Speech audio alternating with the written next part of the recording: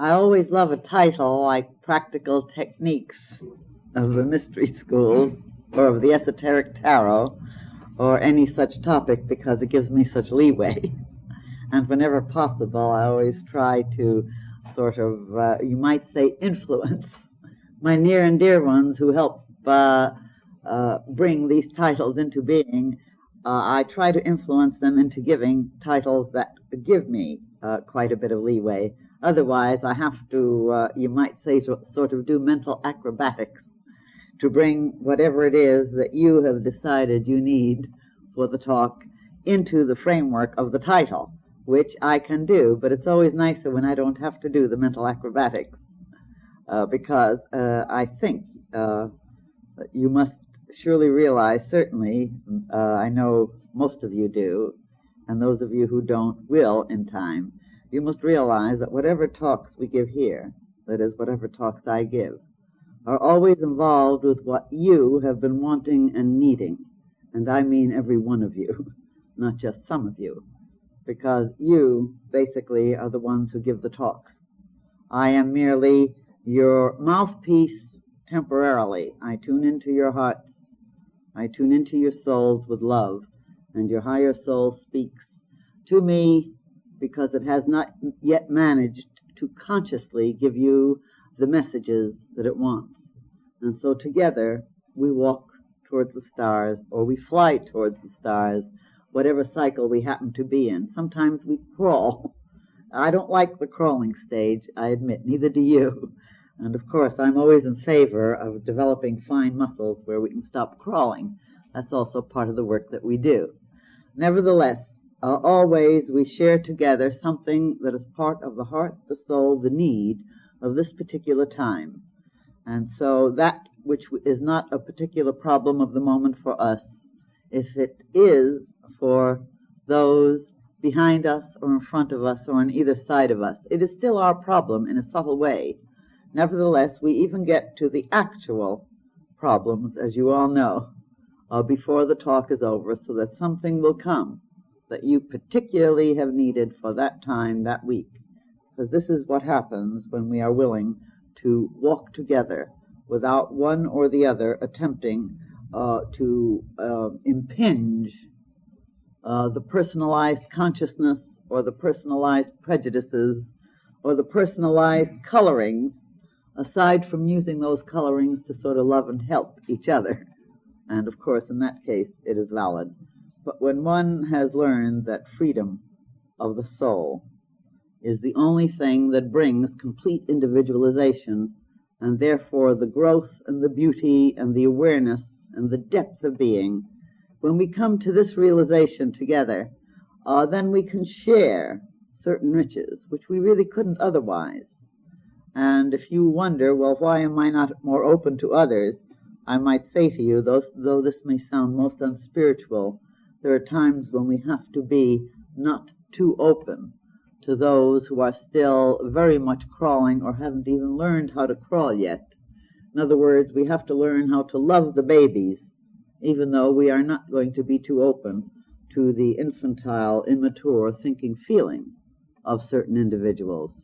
But when we, through tarot, and incidentally, tarot is the only thing I know of that really helps to hold the consciousness and the aspiration solidly enough for long enough periods so that we get a truly intensified conscious development of our powers, that is, our spiritual powers. Not that other systems do not bring spiritual powers, they do. I'm saying the long, consistent usage within the framework of our particular society, the Western society. Tarot is the only thing I know of that helps to hold, you might say, the mold of what we're after consistently enough to help change whatever it is that's interfering with our attainment.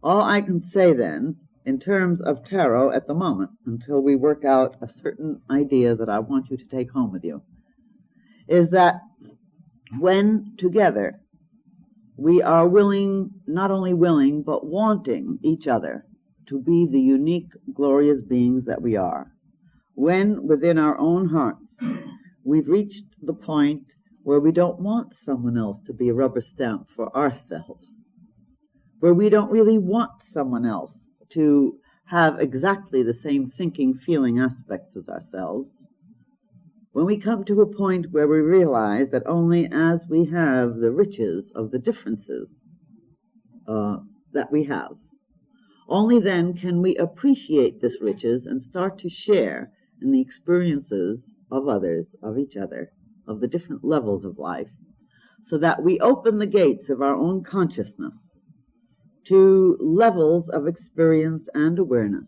to levels of love and of ecstasy, to levels of power that we could never have had otherwise. Remember that the whole idea of freedom really has to do with our own willingness to have freedom or to give freedom to another. And curiously enough, this is what the techniques of tarot are involved about, in some ways almost more than anything else. And yet, the techniques of tarot, esoterically speaking, have to do with helping you to develop a certain discipline of your mind and heart so that you can hold your thinking and feeling within a very special framework. And in a way, you can call this a sort of imprisonment, can't you? And yet, again, think, could there be any expression of consciousness unless you had a framework for it, that is, an organized type of vessel? Could you hold water together unless it was held within a special cup? And the shape of the cup is what puts the water into whatever shape it is. A goblet or a tall glass, a short glass, a wide or narrow, whatever you pour that water into, the shape of that water must be the shape of the container. In the same way, tarot was given to us by those who've gone before us. For what purpose? So that we could learn how to take the water of our consciousness and pour it into an imaged goblet, so that our subconscious being, that part of our nature which takes on the habit patterns and keeps us beating on the special image that we have become through our long evolutionary period. The idea then is that when we can learn how to pour our consciousness into special images and keep them there, and then start relating our everyday experiences, our waking and our sleeping, our living, our laughing and weeping, our loving and even, alas, hating, all of these things, when we can start relating them to specialized images and see how these images actually become something that projects the next cycle or the next set of experiences, though sometimes the cycle is so large. Sometimes it takes many years before a cycle turns upon itself, though occult aspirants usually see it very shortly, because I'm sure most of you have recognized that to the degree you've become interested in your own spiritual growth, to that degree have you hastened the repercussions of your thinking and feeling, and I mean that both in terms of loving thinking and feeling as well as the other kind. We mustn't make the mistake of just thinking of miserable or unhappy experiences as being the things that rebound upon us. The love, the sweetness, the compassion, all these things also rebound on us. They rebound with laughter, with joy, with fulfillment. So that the rebounding of the thinking, feeling part of our nature is not an unhappy aspect of life at all. But where we are miserable or unhappy, it's because we have set into motion at some time or other an attitude, not necessarily, incidentally, an evil action, an attitude, a misinterpretation of life, an inability to hold the vessel of consciousness in a special shape. And tarot is what helps us to change it, nor does it do it overnight. Now, it's true, newcomers to this field have very phenomenal successes. But remember, any newcomer has a special enthusiasm which is difficult for most people to hold on to, because most people have not yet become as a little child. You know, it's the little child that holds on to the consistent enthusiasm. Haven't you found that true? And the so-called grown-up has become so immersed in so much phenomena, so many happenings, that he and she, they forget, really they forget to hold enough consistency of image to bring about strength, power, fulfillment, and insight. Now, what does this mean basically? It means, of course, that justice does rule the world. This is one of the deepest of realizations that any of us can have. It means that justice rules the world not in terms of those who say if you're unhappy you've been a bad or boy or girl, or you have sinned or been evil. It just means that justice rules the world in terms of ignorance. If you have been ignorant of the way to use your power, you will naturally have been suffering repercussions in order to develop knowledge and wisdom. And then finally,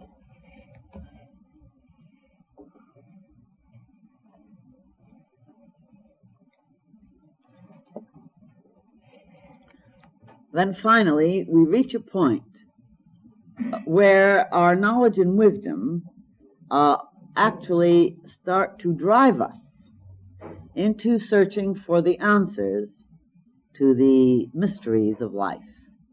Now, once we really are interested in the answers, once we want to know what, in other words, once we want truth, once we want reality beyond all else, then we can said to be really on the path of return. Not that we haven't been before, but let's say in an accelerated manner. I will never forget the time an early adept asked me the question when I was so very, very young indeed, barely out of my teens perhaps, not much out. And I was showing this tremendous, intense aspiration, almost to a degree that frightened him, I think. And he said to me, look, I have to know something before I show you any further aspects of power. He said, I have to know this. Are you out to prove that God is? I thought for a moment. I said, no. I want to know whether there is a God. I have had experiences that say there is, but I want to even know that these experiences are reliable. And so he shook his head. Then he went on. He said, suppose in your aspiration, in your researches into the consciousness of life, you discovered that there was no such thing as survival or reincarnation or any of these things. What then? I thought for a moment, and I said, well, then I'd know, wouldn't I? And isn't that the idea? He shook his head. He said, you're ready. And he proceeded to train me in certain very profound techniques. In other words, he felt I was ready. For what reason? I wasn't out to prove my own point. All I wanted was reality, or shall we say truth. You know, you've heard people tell us that they're students of truth. Well, bless their hearts. Students of truth, this is a lovely thing to be. But when you decide that what someone else has told you is truth, without proving it out, without continuing the divine discontent that will drive you to more and more self-development, could that truly be called being a student of truth? Especially when you want to put the capital T on it. In other words, the true aspirant isn't out to prove somebody else's point. The true aspirant is out to follow certain procedures, mainly because these procedures sound logical. For example, take trained scientists.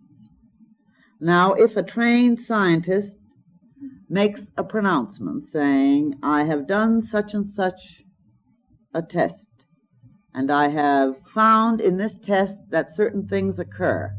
Now, because this person is a trained scientist, the other scientists in that specialized field will also make the test, but they'll make it in accordance with the methods that this scientist used. Otherwise, how can they prove or disprove it?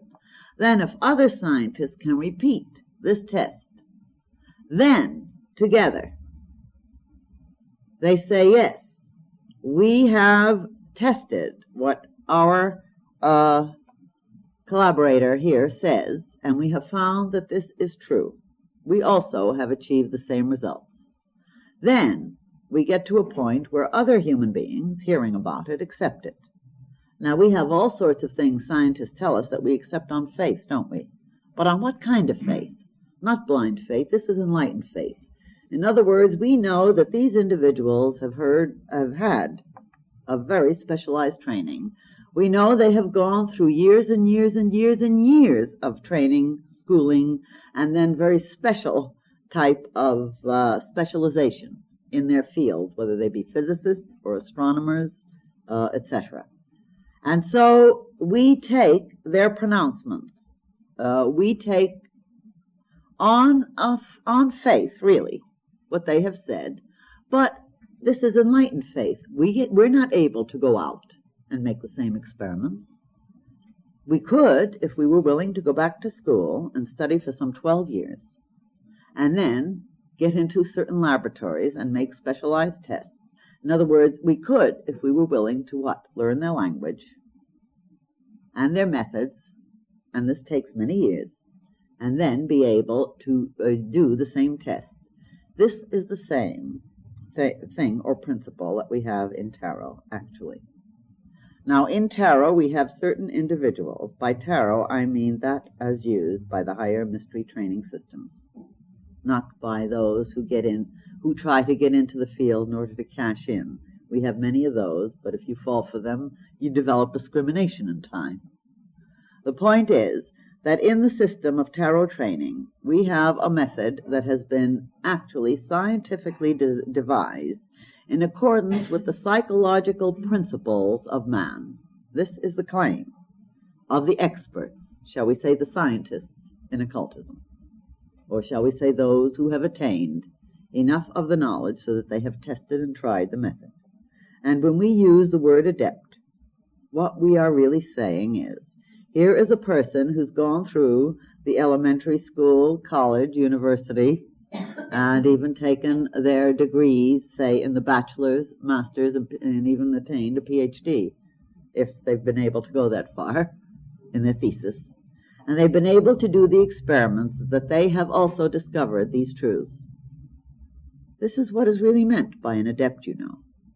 And the difference between an adept and an initiate is that an initiate is one who's sort of starting the higher schooling, and an adept has gone through enough of the schooling to prove these principles of consciousness to himself or herself. Now, in the powers, in the development of the powers of esoteric tarot, and esoteric tarot, incidentally, cannot be taught by anyone, though anyone can claim to teach it. And, of course, just like anyone can claim to be a psychologist and perhaps put you in a mental institution with the way they can fiddle with your mind. In the same way, anyone can claim anything, and only those of us who have enough experience know the difference. The point is, in the usage of tarot in the esoteric system, there has been a method, and it has been there at all times, which sort of checks itself, just like the scientific methods in a laboratory.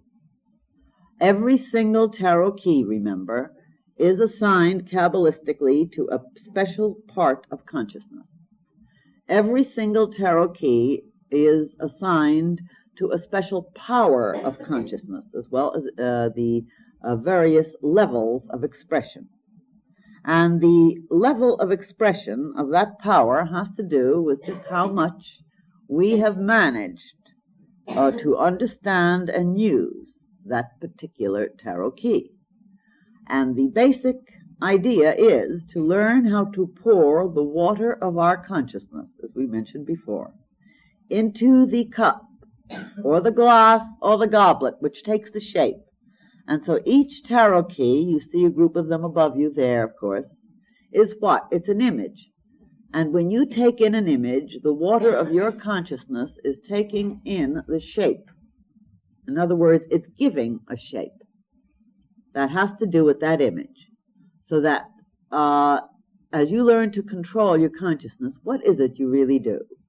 Say you are feeling depressed. All right, now if you have gone through the training and you're really just as determined to prove out the system as a scientist, and you should be, and you are intending to achieve whatever highest level you can for this incarnation, and say you're depressed. All right, now if you forget that you're going to school, spiritually speaking, you're just going to feed this depression. And you're going to say, oh, life is terrible. Life is horrible. All I see around me is hatred, jealousy, envy. Life is terrible. The minute I love somebody, I lose him or her, or else he or her deliberately loses me, which is even worse for the ego. When it happens that way, of course. We say, life is horrible. My neighbor doesn't appreciate me, or maybe it's my family, or some part of my family, or it's the husband or wife, and of course, or the lover. The children, of course, almost never appreciate the parents when they're adolescents. In fact, they appreciate them in reverse, as we all know. They figure their parents ought to be hidden away in a closet. Because they're so square. I don't know what the term is today. It used to be square. But the point is, usually the average reaction when we get depressed is to start hunting in our environment for our excuses. And let me tell you, there's no end to finding it. One of the wonderful things about us is that we're eternal creatures and we can eternally find good reasons. And if this is what we enjoy in the use of our powers, we should continue to enjoy it, incidentally, until we're just sick of that kind of joy. But we can always find reasons for depression around us. We are tired of life. We've withdrawn from life. I know someone who's very dear to me who claims a withdrawal from life. Just withdrawal. Why? Well, this person is withdrawn from life because this person has never been willing to live. To be willing to live is to be willing to walk in the sun in order to enjoy the sun, even if you have a little sunburn or get a tan. To be willing to live is to deliberately take your mind and your emotions and reach for response to life. To deliberately be willing to take whatever consequences life has to give you, and lots of them are painful, let's grant it. To be willing to live is being willing to take the consequences for ability and capacity to love and to expand the consciousness, because you don't get anything for nothing. You have to be willing to take whatever consequences, mainly because until we have evolved to the point where we have perfect wisdom and perfect insight, we are going to make mistakes. And we have to be willing to make mistakes. That's the whole point. In order to learn how to become true scientists of life, that is, true and active children of God. Well, this is what tarot trains us to do if we are willing to work with tarot. If we have, again, as I said, a disposition that brings us towards the sort of unthinking reaction to despondencies. In other words, if when we feel despondent, we start finding reasons in our environment for it, instead of hunting for the reasons within ourselves and going to work to change these reasons, then we need to be despondent until we're tired of it, no matter how many incarnations it takes us. And if we have tendencies towards morbidity, and we hunt outside for the reasons for this morbidity instead of in our own hearts, then we need to be morbid until we're tired of it, no matter how many incarnations it takes. And if we have tendencies towards hatreds and jealousies, then we need it until we suffer enough repercussions. And if we have tendencies towards power complexes, then we need to suffer the consequences of that by finding ourselves trapped psychologically, mentally, or emotionally so that we stop having these power complexes, that is, the desire to be the ruling principle over another human being's mind or heart, which so many of us have, though we call it by other names, trying to reform them and all that sort of thing. The only way we reform life or other human beings is by becoming the ideal ourselves in every way that we can, to whatever degree, and not to expect perfection, and to just sort of wash it and emanate it to those who are ready to receive it. If we love personally, of course we'll have pain, but we should be willing to take that pain for the privilege of being able to love. There's nothing more deathly in life than the heart that cannot love. It is truly withdrawn. For whatever reason it can't love, whether it's because fear of pain, or fear of loss, which is fear of pain, or because it doesn't trust, which again is fear of loss. In other words, at the heart of the problem, we might say, insecurity rests. And the tarot image that we learn to pour our consciousness into helps to change that insecurity. When you have retrained your consciousness by the continuous dropping of the water on that brick, on that stone, by the continuous changing of the emotional tendency, by grabbing the tarot key, and the lessons teach you to do this, as well as the various classes that give you added techniques to utilize. When you have learned, instead of letting yourself fall into whatever emotion is there, unless it's a happy emotion, a loved one, by all means, always fall into it. In other words, it's worth it. But I'm talking about that which we call the negative emotion. The emotion that, if we multiply it upon itself, will just help keep us miserable. When you have learned to recognize these emotions as fast as they're arising, and to stop using environment, but look to yourself, even though another person may be the channel through which that misery is coming to you. Remember, if you want to be miserable, you're going to be related to people and hang on to them, the very ones who are going to keep you miserable. And again, you will never be released from this unless you learn how to pour your consciousness into the joy, the fulfillment, the wisdom, the growth, the willingness to live in order to grow, because you do not grow except that you live. And the moment you stop wanting life, you stop real growth. The moment you decide, I want nothing, you might as well be dead and come back as a baby form with the blessing of divinity that helps give you forgetfulness so that you can look with new wonder at the world.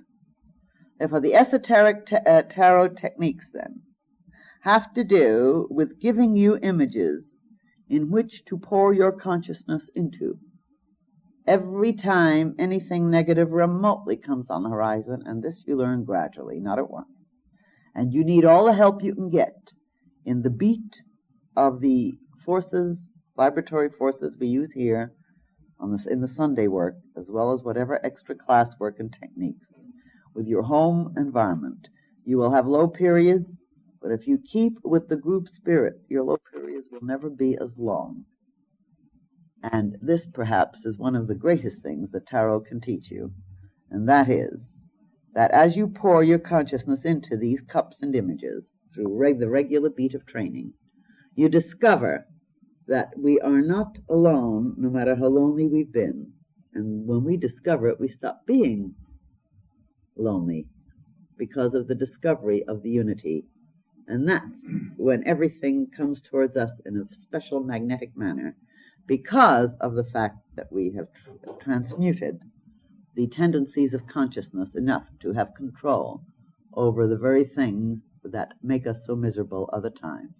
So would you please, for this next week, not just this next week, but we always have to sort of give a certain limited period so as not to frighten, And if you think you can do it for a week, maybe you can do it longer.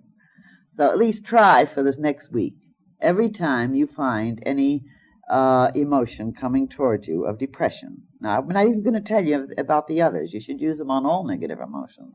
But just take depression, because that's terrible. And every time that comes to you, grab the tarot key that means the opposite for you, whether it be the Fool, or the Sun, or the star, or the dance of life, 21, the world, whichever one will help you at the moment the most. Grab it and pour your consciousness into that image, reaching to the higher soul as you're doing it. And then you'll discover how much easier it is not to be a pawn to these foolish emotional forces, and to start developing your emotions in the way you're meant to do sooner or later. Let's then live with greater joy, because we can, and we will, working together and helping each other. God bless you.